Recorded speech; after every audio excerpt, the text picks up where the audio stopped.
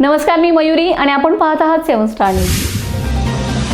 भारतीय सैन्यात सलग 16 वर्ष देशाच्या सुरक्षेसाठी प्रामाणिकपणे आणि निष्कलंक सेवा बजावून सन्मानाने निवृत्त झालेले कडेगाव येथील मुस्लिम समाजातील सुपुत्र आसिफ हारून इनामदार फौजी यांचा कडेपूर येथे विशेष सत्कार करण्यात आलाय. सांगली जिल्हा परिषदेचे माजी अध्यक्ष संग्रामसिंह देशमुख यांनी त्यांच्या कडेपूर येथील निवासस्थानी आसिफ इनामदार यांना मानाचा फेटा बांधून शाल व श्रीफळ देऊन त्यांचा भावपूर्ण सत्कार केलाय. आसिफ इनामदार यांनी आपल्या प्रदीर्घ सेवा काळात अत्यंत प्रतिकूल परिस्थितीत देशाच्या सीमांचे रक्षण करत कडेगाव शहराचे नाव उज्ज्वल केले.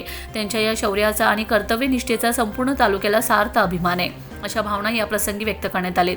संग्रामसिंह देशमुख यांनी निवृत्त जवान इनामदार यांच्या देशसेवेचे कौतुक करत त्यांना पुढील भावी आयुष्यासाठी आणि वाटचालीस हार्दिक शुभेच्छा दिलेत. या गौरव सोहळ्याप्रसंगी निवृत्त जवानाचे वडील हारून उमर इनामदार आणि पत्रकार परवेज तांबोळी प्रामुख्याने उपस्थित होते.